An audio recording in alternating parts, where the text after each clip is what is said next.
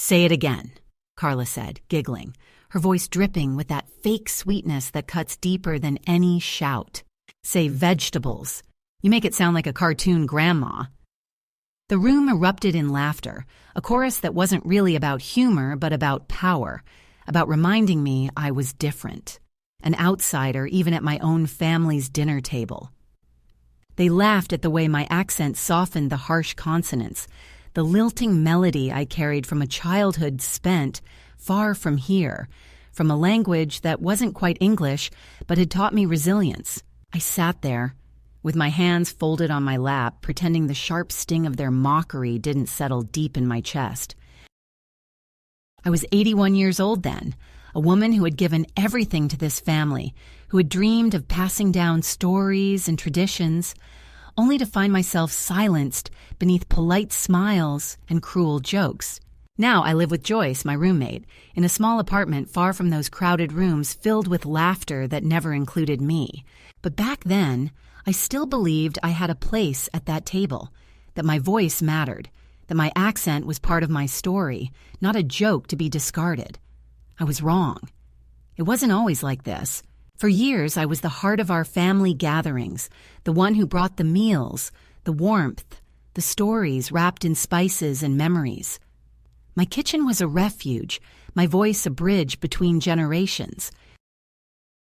But the change crept in quietly, like fog rolling over a familiar landscape. The first time Carla teased my accent, it was with a smile, a joke tucked into a compliment about how charming I sounded. I laughed then because I wanted to believe in kindness, in the love beneath those words. But the jokes grew sharper, more frequent, less hidden behind polite laughter.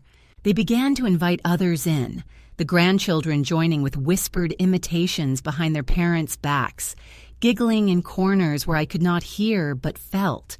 The way they said my name, slowly, exaggeratedly, like a character in a play no one invited me to watch. I noticed the way Daniel, my son, stopped asking about my health or my day, how his eyes darted away when I spoke, as if my words were inconvenient noise disrupting a carefully controlled symphony. Carla, once kind enough, now corrected my grammar at dinner, leaning in close with a look that said, "Let me fix this for you." The same woman who bragged about her bilingual skills would snicker when I ordered coffee, imitating the soft roll of my R's as if it were a joke.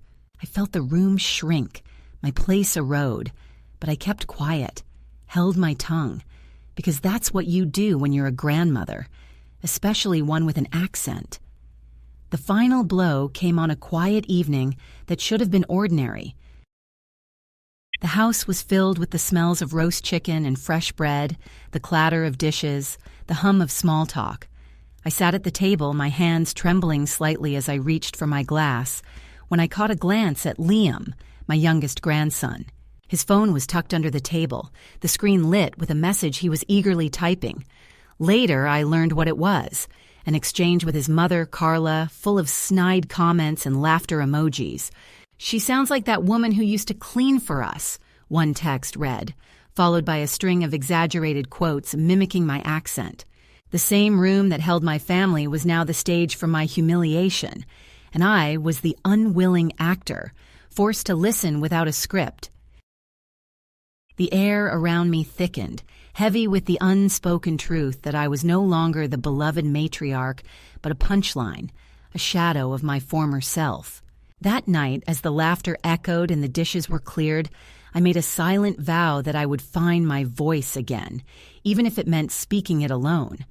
I'm not just a grandmother with an accent. I am a woman who built bridges with her words, who fought wars with kindness and patience, who raised children in a language that was not her own, but became her strength. I have lived through the harshness of being othered, of being invisible in a world that prizes conformity over character. Now, at 81, I sit far from that dinner table, but the echoes of their laughter still ring in my ears. They tried to silence me, to erase the parts of me that didn't fit their picture of a perfect family. But what they don't know is that an accent is more than a sound. It's a story, a history, a legacy. It carries the weight of the places I've been, the people I've loved, and the battles I've survived. I carry it proudly, even if they cannot hear it with respect. I live quietly now with Joyce, who understands that silence can be both a refuge and a rebellion. We share mornings over coffee, afternoons reading books that whisper of other lives, other voices. Sometimes I hear the distant hum of a life I left behind, a life filled with faces that don't look like mine, with words that wound disguised as jokes.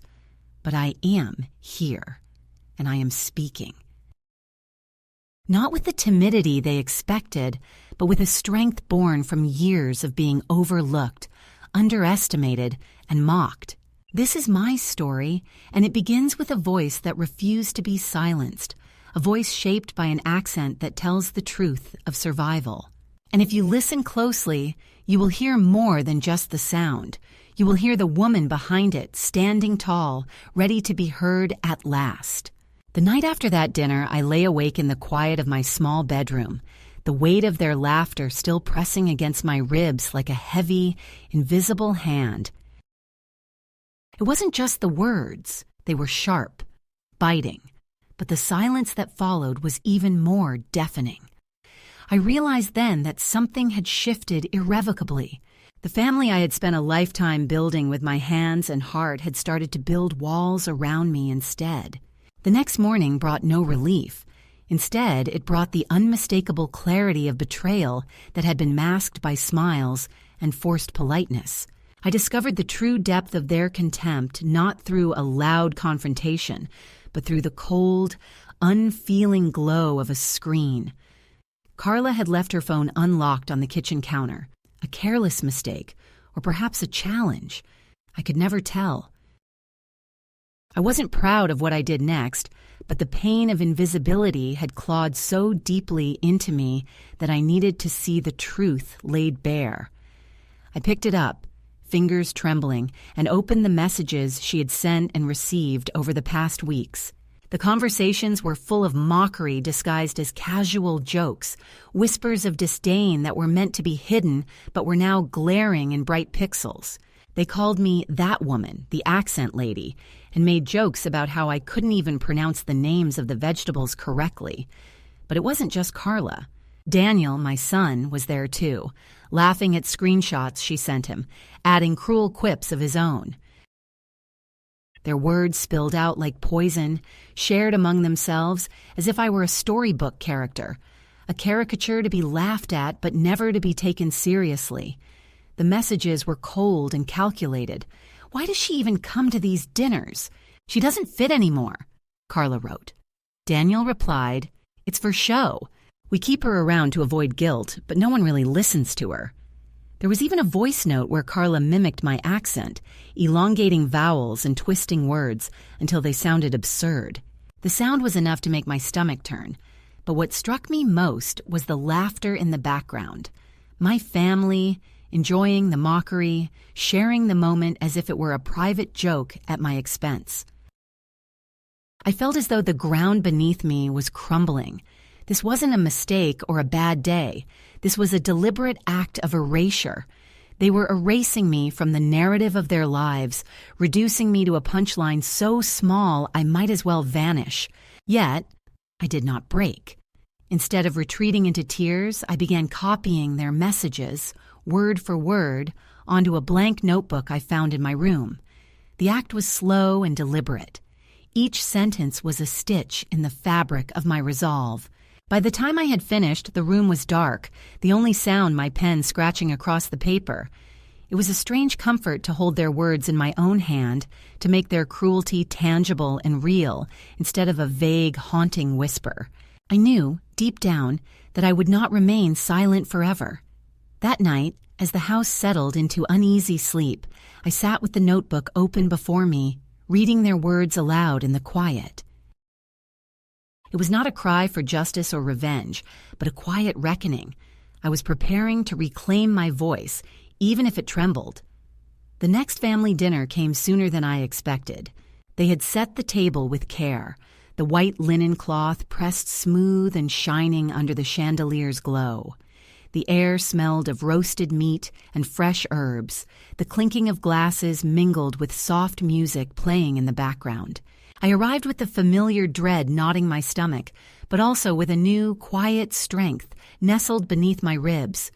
Carla greeted me with the same practiced smile, but there was a flicker of uncertainty in her eyes when I sat down. The grandchildren avoided my gaze, whispering in low tones, but no one dared speak to me with the same careless cruelty that had echoed through the messages. I could feel their discomfort, the fragile veneer of their control beginning to crack. As the evening unfolded, Daniel raised his glass to toast the perfect family, and the room hummed with forced cheer. Then, without hesitation, I began to read. I did not yell or accuse. I simply spoke their words, the texts copied in my neat handwriting, one by one, aloud, clear and steady. The room fell silent. Faces paled. Carla's smile faltered. The laughter died in Daniel's throat. My grandchildren looked down at their plates, unable to meet my eyes. I read the voice notes, the cruel jabs, the dismissive comments about my accent and my presence. I read their cold indifference to the woman who had carried their childhoods on her shoulders. I did not speak beyond their words. I let their cruelty speak for itself. The power in that moment was mine, not because I shouted, but because I refused to let their words remain hidden or unchallenged. The silence that followed was thick, uncomfortable. It was the sound of a family forced to confront the ugliness they had buried beneath laughter. I stood then, gathered my things calmly, and thanked them for the dinner. There was no apology, no explanation. I handed Daniel an envelope. Inside were documents I had prepared in secret, the revocation of a trust, the removal of their names from the deed to my home. It was not just a legal act, but a symbolic one. The house I had built memories in, the walls that had echoed with children's laughter and whispered prayers, would no longer be theirs. Instead, I had arranged for it to be donated to a shelter supporting immigrant women who, like me, had been made to feel invisible or unwelcome because of their voices, their accents, their histories. They never made fun of my voice when I asked for help, I said quietly, and with that I left. No one followed me. No one called out. The door closed behind me like a final chord in a long, painful symphony. Outside, Joyce was waiting in her car. The night air was cool and smelled of rain. I slid into the passenger seat, feeling the weight of years lift slightly from my shoulders. I was not sure where this new path would take me, but for the first time in a long time, I felt free. Free from their laughter, free from their judgment, free to speak in my own voice, even if it carried an accent they chose to mock. The catalyst for my journey was not a single cruel word, but the culmination of years of small wounds that had piled up like stones in my chest. That night marked the moment I stopped shrinking, stopped hiding, and began to reclaim myself, not as the woman they mocked, but as the woman I had always been beneath their laughter. After the sharpness of betrayal, the subtle undermining began. It wasn't marked by a single event or a loud confrontation, but by the slow and deliberate shrinking of my presence in the family I had once nurtured with every ounce of love I had. The walls of that house, once warm and welcoming, grew colder each day. I could feel it in the way my son Daniel no longer looked at me directly when we spoke, his eyes flickering away as if my words were inconvenient sounds, disrupting his carefully curated life. Carla, his wife, moved with an air of control that was almost surgical, her gestures precise, as if she were orchestrating a scene in which I was a mere background prop. I was invited to the dinners, but not to the conversations. I was served meals, but my suggestions for recipes were brushed aside with a polite smile that didn't reach her eyes.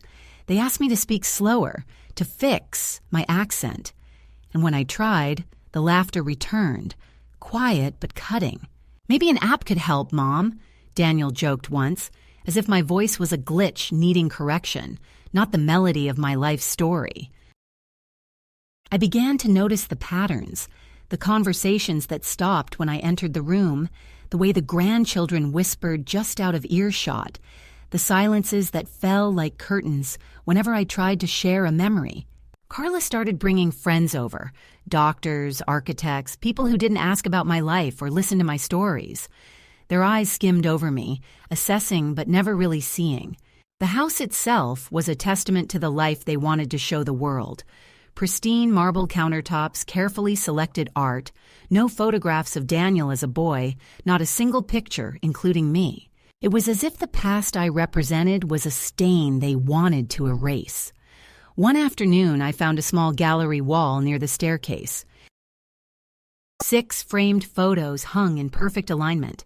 Carla's family, her parents sailing in Rome, her children playing at the beach, but no hint of Daniel's childhood, no trace of me. The void was louder than any insult. It whispered that I belonged to a history they no longer acknowledged, a chapter they wanted closed. Their erasure wasn't just emotional, it became physical. My coat, an old navy wool that had once been a gift from Derek, was no longer hung with care. Instead, it was shoved into a narrow closet near the door, away from the hall closet full of designer jackets and polished shoes. When I asked about it, Carla responded distractedly, "We're doing gluten-free now, but the kids might want some," referring to the tin of scones I'd brought. It was a dismissal wrapped in casual words.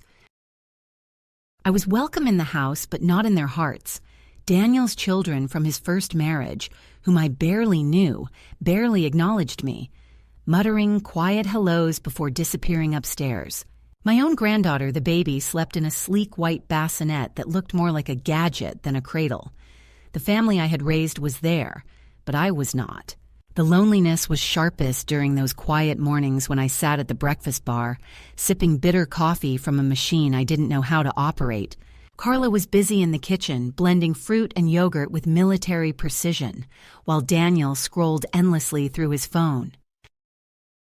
"We're heading out soon," Carla announced one morning, listing their plans with the detached efficiency of someone checking off items on a list.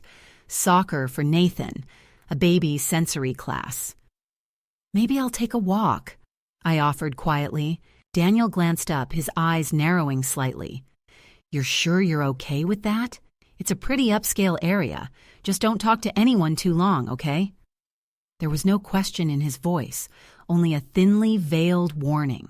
Carla's sharp glance told me I was not just a guest, but a problem to be managed.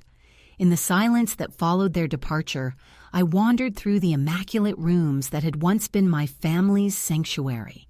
The kitchen counters gleamed, the fridge hummed with chilled green juices and protein bars. Everything sterile, everything unfamiliar. I opened the door to the laundry room and found a cabinet filled with household paperwork. There, tucked on the top shelf, was a beige folder I recognized from the day Daniel had asked me to co-sign the mortgage. The closing summary, the mortgage documents, the legal ownership statement, all bearing my name, Marianne Cross, printed in full. For a moment, I pressed the folder to my chest, remembering the sacrifices made, the years spent securing a future for this family. But now, the reality was clear.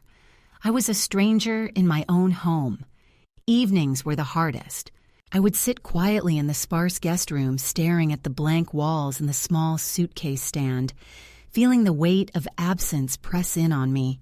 The dinners became formal affairs, attended by Carla's carefully chosen friends, their laughter a sharp contrast to the cold distance I felt.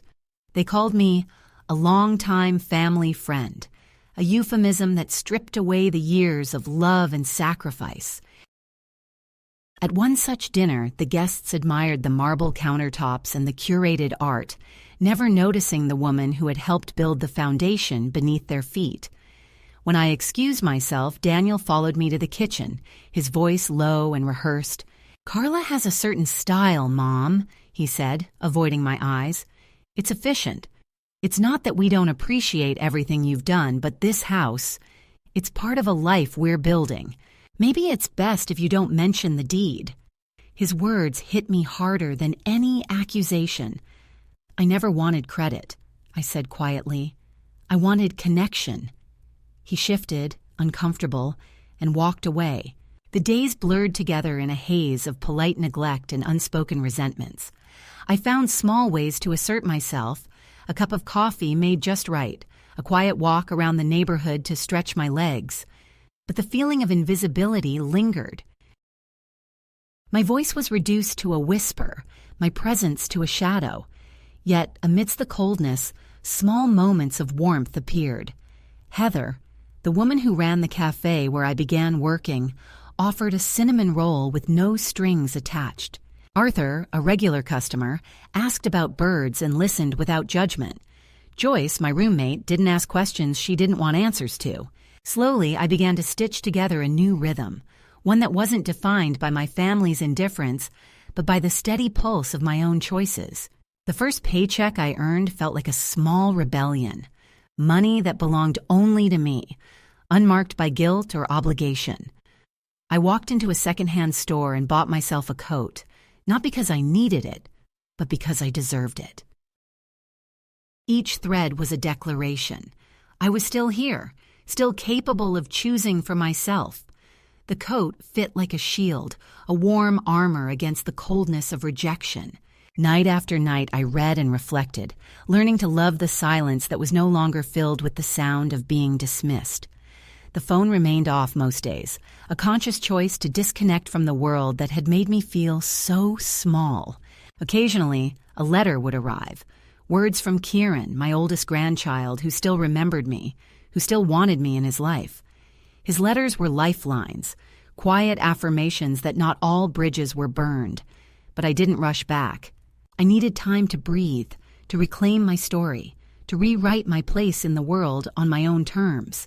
Each day was a small step away from the family that had sidelined me, and a step toward a life rebuilt from the ashes of betrayal. The first escalation wasn't marked by grand gestures, but by the slow accumulation of these quiet acts, refusing to be invisible, refusing to be silenced, and finding strength in the small spaces where respect and kindness could grow. The journey was far from over, but in the spaces between their absence and my presence, I was beginning to find myself again. There came a moment when the weight of silence I had carried for so long began to shift beneath me, subtle as the dawn breaking after a long night. It wasn't a sudden explosion or a dramatic scene. It was quieter, more profound. I found myself waking one morning with a new resolve nestled like a seed deep inside my chest, one that promised growth, change, and a reclaiming of the life I thought had slipped irretrievably through my fingers. The loneliness I once feared began to feel less like a prison and more like a space, empty and waiting for something new to take root. I realized then that I was no longer bound by the roles they had assigned me. Mother, grandmother, a shadow in the background. I could redefine who I was on my own terms. The first step was practical. I needed a home, a place that wasn't just four walls, but a refuge where I could breathe without feeling watched or judged. Joyce, my roommate, was an unlikely ally. She was gruff, guarded, but in her way, she understood the necessity of space, both physical and emotional. When I told her I wanted to find a room of my own, she didn't ask why.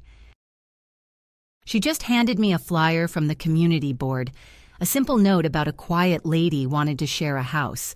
No nonsense, no drama. It felt like an invitation crafted just for me, a chance to step into a new chapter without the weight of expectation.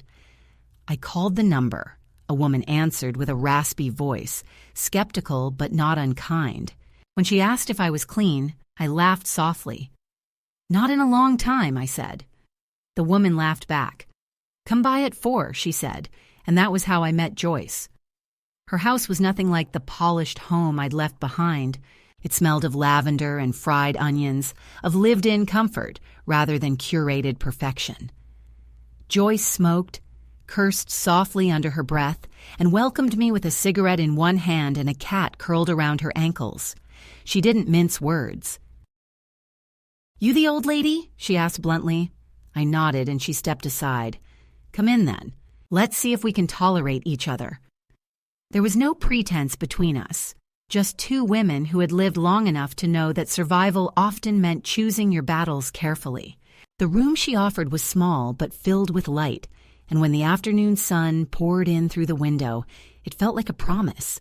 I unpacked my few belongings, 3 changes of clothes, an old paperback novel, my medications, and for the first time in months, I felt like I belonged somewhere. The next morning, I walked to a nearby cafe where Heather worked, a woman who saw more than just an elderly waitress. Heather gave me a trial shift, and, against all odds, I found rhythm in the rush of orders, the clatter of dishes, the steam rising from the coffee pots. The work was honest and simple, a stark contrast to the complicated silence I'd left behind. My hands, once trembling from years of neglect, learned to steady again as I poured coffee, smiled at strangers, and found purpose in service. Heather didn't ask about my past or my family. She just offered an apron and a nod of acceptance. The first paycheck I earned was small, but it was mine. I walked to a secondhand store and bought a navy wool coat, a small act of defiance and self-respect. That coat became my armor, a symbol of a woman who was reclaiming her dignity, stitch by stitch. At Joyce's house, life unfolded in quiet routines. We ate frozen pot pies, watched the news without sound, and shared the silence that only years of companionship can fill. She didn't ask me to explain myself, and I didn't offer. Instead, we found solace in small acts: shelled peas in the kitchen, cups of coffee sipped on the porch, the steady presence of Franklin, the cat who chose us both. The neighborhood began to feel less foreign with each passing day. I found comfort in the scent of lilacs, the sound of birdsong, the sight of Arthur at the cafe, a man whose quiet kindness reminded me that connection was still possible. Arthur didn't pry or judge. He simply listened, and in his company, I learned to listen to myself again. Letters arrived from Kieran, my oldest grandchild, the one who never stopped believing I mattered. His words were a balm to the wounds left by silence and exclusion. We began to rebuild a fragile bridge, not out of obligation, but out of genuine care. When I finally answered his call, the sound of his voice was a gentle reminder that family could be more than the pain I'd endured. We didn't rush to fill the spaces with promises or apologies. Instead, we let the quiet grow between us, a new foundation for what might come next. In this new life, I discovered something I had long forgotten: freedom. It wasn't loud or dramatic. It was the simple act of choosing when to speak and when to listen, when to hold on and when to let go. The phone remained off most days, a deliberate choice to protect the fragile peace I had found. I spent evenings reading by lamplight, the soft pages of books a comfort that no family gathering had ever offered. I began to write letters, not to those who had abandoned me, but to myself. Words of kindness and encouragement, reminders that I was enough, that my voice mattered even if no one else heard it. The transformation was not without its shadows. The past still lingered at the edges. Letters from Adam, the lawyer's cold visit, the news clipping that painted me as a missing matriarch rather than a woman who chose to walk away. But I faced these reminders with a steady heart. I refused to let them define me. Instead, I embraced the new rhythms of my life: the work, the friendships, the quiet moments of joy. I baked lemon squares for the community potluck, laughing with Joyce as we carried them to a basement filled with strangers who welcomed me without question. I stood by the coffee station feeling for the first time in years that I belonged somewhere not because of blood, but because of who I was. This was no longer a story of loss, but of beginning. I was no longer waiting for someone to save me or for a family to recognize my worth. I was the author of my own story, writing each day with courage and grace. And though the road ahead was uncertain, I knew that I was walking it on my own terms, in my own voice, free at last. The fragile peace I had begun to build was soon tested in ways I hadn't anticipated. Just as I was beginning to feel the edges of a new life soften, the past reached out to pull me back into its cold grasp. It came not with the gentle knock of a visitor, but like a storm rolling in, relentless and impossible to ignore. The letter arrived first. A thick envelope, unfamiliar handwriting looping with a mixture of anger and desperation. It was from Adam, my son, the man who had once assured me that everything would be different, that our family would always stand together. The words inside were sharp and unyielding, an accusation masquerading as concern. "I can't believe you did this," he wrote, his pen dripping with frustration and disbelief. He complained of stress, confusion, and the supposed pain I had caused by leaving. Lisa's tears were mentioned, the children's bewilderment, and a plea for me to be reasonable. It was a performance, a carefully crafted script meant to shame me into submission, to guilt me back into the role of the obedient mother who never caused waves. But I had already learned that their version of concern was a mask for control. I folded the letter slowly, letting the weight of their expectations settle beneath the edges of my resolve. I didn't respond. Silence was my shield. Yet the letter marked a turning point, a reminder that the family I'd left behind was not willing to let go without a fight. Days later, a newspaper clipping arrived, slipped discreetly under my door by Joyce. It was an article from the local paper, featuring a photo of me smiling at a family gathering long past. The headline read, "Missing Matriarch. Family Speaks Out on Grandmother's Disappearance." Adam's voice echoed through the printed words, painting me as vulnerable, lost, a woman who had vanished without warning. Lisa's quote called me fragile, a person who might be in danger, someone who needed to be found and cared for. The cruelty of their performance struck me harder than any insult. They cast themselves as victims while erasing the years I had spent building a life of care and sacrifice. They wanted the story to be about their pain, not mine. The next morning, Heather at the cafe pulled me aside, her eyes full of quiet sympathy. "You okay?" she asked, placing a hand briefly on my arm. I nodded, but I felt the weight of their watchful eyes closing in. It wasn't just the letters or the articles. It was the subtle encroachment of their presence into my new world. Then Lisa herself appeared, stepping into the cafe with the polished grace I had once admired, but now found suffocating. Heather spotted her first, a woman standing stiffly by the pastry display, pretending to read a chalkboard menu. Lisa didn't come to speak to me directly at first. She lingered in the shadows as if testing the waters. When she finally approached, her voice was low, almost hesitant. "Martha," she said, using my given name with a strange mix of familiarity and distance. "Can we talk?" I nodded toward the back booth, and we sat facing each other in the quiet hum of the nearly empty cafe. She explained that Adam had sent a lawyer to check on me, that the family was worried, that the children missed me. Her eyes flickered with something like regret, but I had learned to see through such expressions. "We panicked," she admitted, but her voice was tight. "We thought you were behind us, and then you disappeared." I listened, the years of hurt and dismissal settling between us like a thick fog. 8 hours, Lisa," I said quietly. 8 hours in an airport lounge, waiting while you boarded without me. You didn't call, you didn't check, you left me. She looked down, the perfect manicure trembling slightly. "I didn't think you'd leave," she whispered. "But I did," I said firmly. "You left me behind." The silence stretched between us, taut and fragile. Then she reached into her purse and pulled out an envelope. "It's for Kieran," she said. "He's struggling. He misses you."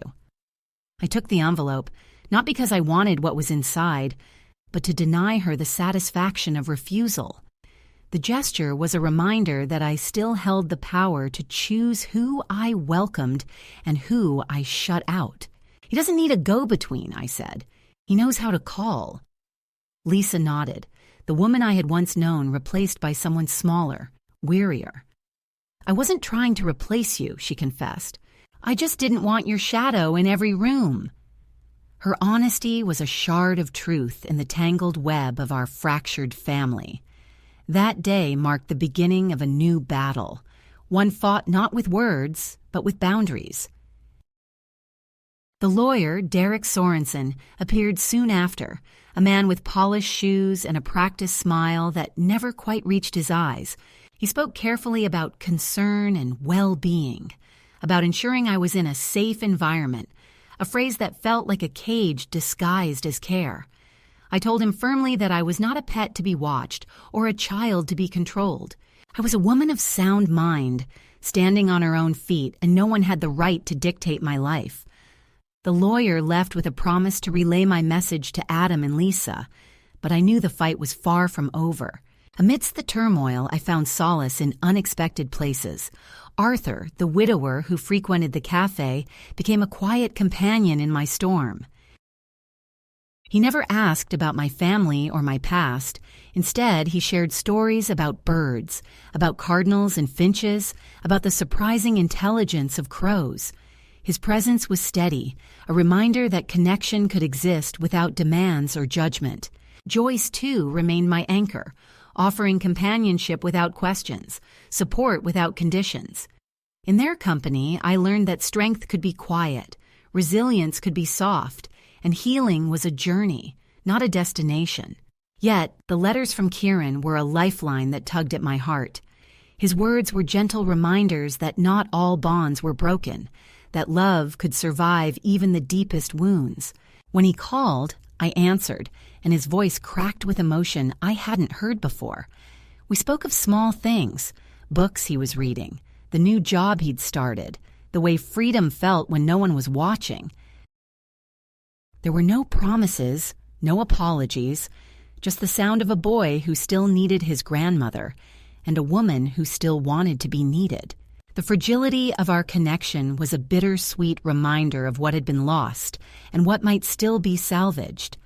The days grew shorter, the evenings cooler, and the rhythm of my new life steadied. I baked lemon squares for a community potluck, laughing with Joyce as we carried them to a basement filled with strangers who welcomed me without question. I began to find joy in the ordinary, in the smell of cinnamon in the kitchen, the warmth of a shared meal, the soft glow of lamplight on pages worn by time. The world outside my family's reach was vast and unpredictable, but it was mine to explore. Still, the past never fully released its grip. Letters from Adam continued to arrive, each one a thinly veiled attempt to pull me back into the roles I had rejected. The local news kept the story alive, framing me as a missing person rather than a woman who had chosen her own path. The weight of their narrative pressed down on me, but I refused to let it define my truth. I wrote letters in return, not to answer their demands, but to assert my presence, my boundaries, my dignity. In the quiet moments, I reflected on the woman I had become. No longer the shadow at the dinner table, no longer the punchline to their cruel jokes. I was a woman who had faced rejection and found strength, who had lost a family but gained herself. The journey was far from over, but with each step I reclaimed a little more of the life that was always mine to claim. The day I decided to reclaim my power was not marked by anger or outburst, but by a quiet certainty that settled in my bones like a long-awaited homecoming. I had spent years bending to others' expectations, softening my edges to fit the spaces they provided, shrinking my voice until it was barely more than a whisper. But that morning, as sunlight spilled through the window and dust motes danced like tiny specters of the past, I felt a new resolve rise in me, a determination to speak my truth fully, on my own terms, and to do so in a way they could no longer ignore or dismiss. I knew this would be the moment that changed everything, not just for me, but for the family who had tried to erase me.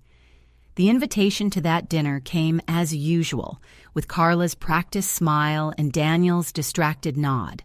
The house was impeccably arranged, the table set with fine china and crystal glasses, sparkling under the chandelier's glow. The air was thick with the scent of rosemary and citrus, the kind of evening designed for appearances and polite conversation. I walked in with my navy wool coat draped over my arm, feeling the weight of it not as a burden but as armor. The laughter greeted me like a wave I had learned to surf, calm on the surface, turbulent underneath. As I took my seat at the table, the usual choreography unfolded. Carla whispering last-minute instructions, Daniel smoothly directing the conversation, the grandchildren alternating between whispers and forced smiles. The room was a stage, and I was the reluctant actress playing a part written for me long ago. But this time I held in my hands not silence, but a notebook filled with the words they thought they had hidden away. I carried their cruelty etched in ink, their mockery transcribed line by line, ready to be heard not as jokes, but as truth. When Daniel raised his glass for a toast to family and new beginnings, I interrupted, not with anger, but with calm, deliberate clarity. I opened my notebook and began to read aloud. The words were sharp and cold, each sentence a mirror reflecting the ugliness they had tried to hide behind smiles and polite laughter. I read their texts, their voice notes, their secret jokes, the ways they had dismissed me as the accent lady, the shadow, the old family friend. The room grew silent. Glasses paused mid-air, forks froze halfway to mouths, eyes widened in disbelief. Carla's smile faltered, Daniel's throat tightened, and the grandchildren shrank into their seats, no longer able to hide behind youthful innocence. I did not raise my voice. I did not cry. I read every word, slowly and clearly, because this was not just about exposing them, it was about reclaiming my story. The power in that moment was mine because I chose how to speak, what to reveal, and when to stop. I let the silence that followed their own words settle like a heavy fog, thick and impossible to ignore. I saw the cracks in their carefully constructed facade, the discomfort they had always hidden from me. After I closed the notebook, I stood, steady and sure. I thanked them for the dinner, not as a gesture of submission, but as a formal closure. I handed Daniel an envelope I had prepared in secret, its contents carefully arranged to sever the ties they had once held over me. Inside was the documentation revoking the trust that had named them as beneficiaries of my home, the house that held decades of memories and the weight of sacrifices they never acknowledged. Instead, I had arranged for it to be donated to a shelter for immigrant women, those whose voices were often silenced, whose stories were often ignored. They never made fun of my voice when I asked for help. I said quietly, the words carrying the strength of years of endurance. The room was frozen in shock. No one spoke. No one moved. The door closed behind me like a seal, a final chord in a symphony of reclaiming. Outside, Joyce waited in her car, her presence a steady reassurance that I was not alone in this new chapter. The night air was crisp and smelled of rain. As I slid into the passenger seat, I felt a release, a lifting of burdens I hadn't known I carried. I was free, not because I had taken something from them, but because I had chosen myself. In the days that followed, the silence from my family was deafening. No calls, no messages, no attempts at reconciliation. It was as if I had vanished from their world, erased once again, but this time on my own terms. I did not mourn their absence. I celebrated my presence. I poured myself real coffee, not the bitter, thin kind they had always tolerated. I walked in my new coat through streets that no longer felt foreign, greeting neighbors who knew nothing of the past, but welcomed me nonetheless. I wrote letters, not to explain, not to beg, but to affirm. To Kieran, I wrote of safety and hope, inviting him to meet me when the time was right, on my terms. To Lisa, a brief note acknowledging the past but closing the door firmly. To Adam's lawyer, a clear declaration of independence and boundaries, a warning against further intrusion. Each letter was a thread weaving a new tapestry of my life, one of dignity, strength, and self-respect. The hardest part was not the confrontation itself, but the quiet moments afterward. The mornings spent alone with a book, the evenings on the porch with Joyce and Franklin, the feeling of being whole in a way I had not known for decades. The transformation was not dramatic or sudden. It was a slow unfolding, a reclaiming of identity piece by piece. I was no longer the grandmother who had been mocked, sidelined, and forgotten. I was a woman who had spoken her truth, who had set boundaries, who had chosen freedom over fear. Looking back, I realized that the climax was not the act of reading their texts aloud or revoking the trust.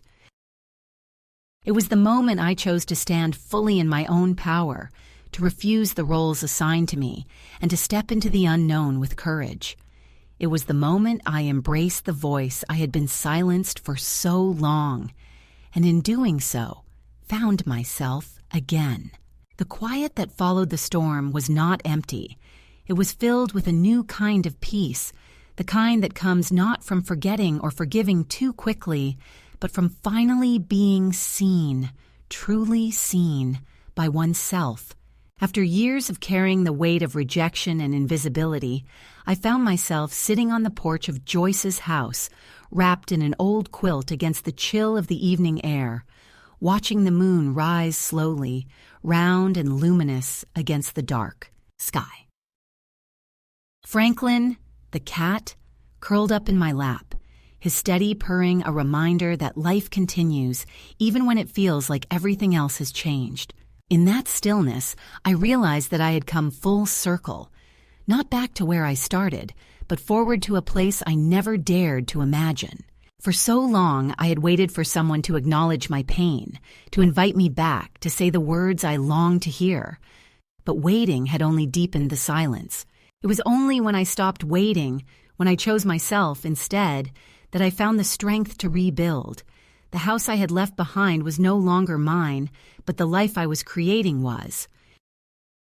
It was messy and imperfect and sometimes lonely, but it was mine, and that made all the difference. I was no longer defined by their laughter or their absence, but by the quiet dignity I claimed in each small moment. The days settled into a new rhythm. Mornings at the cafe, afternoons walking the neighborhood, evenings spent writing letters that I might never send, but that helped me make sense of the past. I baked lemon squares for community potlucks, laughing with strangers who didn't know my story but welcomed me anyway. I learned to find joy in ordinary things, the smell of fresh bread, the warmth of a shared meal, the kindness of neighbors who became friends. In these moments, I discovered a truth that had been buried beneath years of hurt. I was not alone, and I was not invisible. My relationship with Kieran, my oldest grandchild, grew in its own quiet way. Our conversations were gentle, without pressure or expectation. He came to visit, sometimes alone, sometimes not, but always with the respect and love I had missed for so long. We did not rush to fill the spaces left by absence, but allowed our connection to grow slowly, like a tender shoot breaking through hard earth. He reminded me that family could be redefined, that bonds could be repaired without forgetting the pain. Our moments together were a sanctuary, a place where I could be both grandmother and woman, loved and respected for all that I was. I wrote a letter to myself one night, a letter I keep tucked away in my dresser drawer.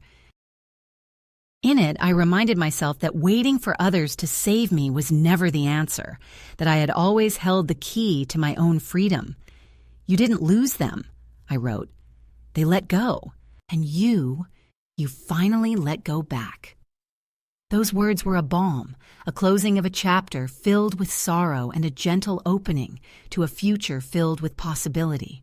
They remind me daily that I am enough, that my voice matters, and that my story is worth telling.